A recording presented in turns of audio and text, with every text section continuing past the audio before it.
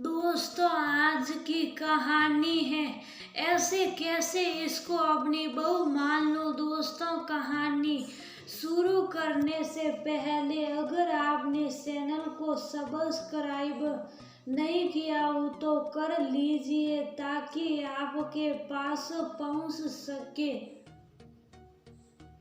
हर नया वीडियो। नलिनी, तुम तुरंत आ जाओ। सुधांशु ने अपनी छोटी बहन नलिनी से फोन पर कहा। लेकिन भैया, ऐसा क्या बात हो गई जो आप मुझको इतनी रात को बुला रहे हैं और आपकी आवाज इतना गुस्सा क्यों है? नलिनी ने सुधांशु से पूछा। नलिनी, तुम खुद ही देख लो आकर कि तुम्हारे लाडले भतीजे ने क्या कारनामा दिखाया है। सुधांशु गुस्से में बोले। भैया, पहेलियां मत बुझाइए, आखिर कुछ बताइए तो। जब तक आप कुछ बताएंगे नहीं तब तक मयंक से क्या बताकर इतनी देर में आऊंगी। तुम्हारा लाडला एक लड़की को लेकर आया है और कह रहा है कि मैंने इससे शादी कर ली। क्या कह रहे हैं भैया आप? गौरव की शादी? अब तो 440 वोल्ट का करंट लगने की बारी नलिनी की थी। हाँ नलिनी, अब तो तुम घर आओ या आकर ये सारी बात समझ पाओगी। सुधांशु फोन रखते हुए बोले। खैर, नलिनी मयंक के साथ तुरंत भैया के घर पहुंच गई। सुधांशु का घर था ही कितनी दूर उसके घर से, यही कोई 3-4 किलोमीटर पर।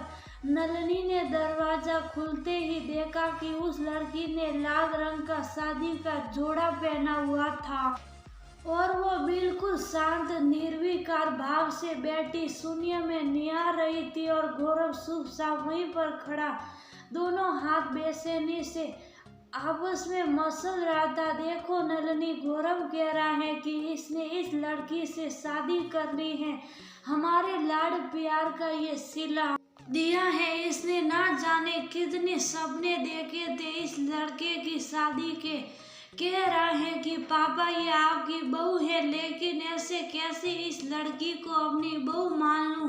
सुधांशु बहुत ज्यादा नाराज लग रहे थे। गौरव, आखिर क्या है ये सब कुछ? कौन है ये लड़की? नलिनी ने गौरव से पूछा। बुआ जी, मैं खुद मान रहा हूँ कि ये सब कुछ बहुत जल्दबाजी में हुआ। पापा तो मेरी कोई बात सुनना ही नहीं चाह रहे, लेकिन मेरी बातें अगर आप ध्यान से सुनेगी तो आपको खुद लगेगा कि मैं बिल्कुल भी गलत नहीं हूँ। गौरव नलिनी का हाथ पकड़कर बोला। गौरव की मम्मी का निधन बचपन में ही हो गया था। सुधांशु और नलिनी ने एक तरह से उसका पालन पोषण किया, क्योंकि तब नलिनी की शादी नहीं हुई थी और फिर नलिनी ने शादी भी लोकल करना ही पसंद किया कि जिससे वह अपने भाई और भतीजे के करीब रह सके। और मयंक को इस बात से कोई समस्या नहीं थी। वह खुद सुधांशु और गौरव का ख्याल रखता और इसीलिए गौरव नलिनी का बहुत ही ज्यादा लाडला था। तकरीबन 3 साल पहले गौरव बाहर नौकरी के लिए चला गया और आज अचानक एक लड़की को लेकर आ गया और सुधांशु तो उस लड़की को देखकर एकदम से बौखला ही उठे। साफ साफ बताओ गौरव कि तुम क्या कहना चाहते हो? इस बार मयंक बोले। फूफा जी, मैं यही बताना चाह रहा हूँ कि आप लोग एक बार सिर्फ मेरी बात सुन लीजिए। अगर उसके बाद आप लोग कहेंगे कि मैंने गलती की तो मैं शुभ साफ करुणा, जो कि इनका नाम है, इनको लेकर हमेशा हमेशा के लिए यहाँ से चला जाऊंगा। गौरव रो देने वाले अंदाज में बोला और ये कहते कहते 3 साल पहले लौट गया। हेलो, मैं संसाक और तुम ऑफिस में अपने ही समक्ष। संसाक ने हाथ बढ़ाते हुए कहा। मेरा नाम गौरव। गौरव मुस्कुराकर बोला और उस दिन से उन दोनों के बीच दोस्ती का बीज पड़ गया और कुछ ही दिनों में दोनों पक्के दोस्त बन गए। धीरे धीरे गौरव को पता चला कि संसाक के मम्मी पापा दोनों ही नहीं है, दोनों ही एक एक्सीडेंट में खत्म हो गए थे। सिर्फ एक छोटी बहन करुणा ही है। संसाक ने करुणा को मम्मी पापा की कमी नहीं महसूस होने दी। माँ तो गौरव की भी नहीं थी, तो उसको संसार से और भी ज्यादा सहानुभूति हो गई, क्योंकि उसके पास कम से कम पापा तो है। संसार के जीवन का एक ही उद्देश्य कि किसी भी तरह से वह करुणा की शादी अच्छी तरह से कर दे, लेकिन अभी थोड़े दिनों पहले ही संसार के बुखार सड़ गया और सब इलाज करवा लिया गया, लेकिन बुखार उतरने का नाम ही ना ले।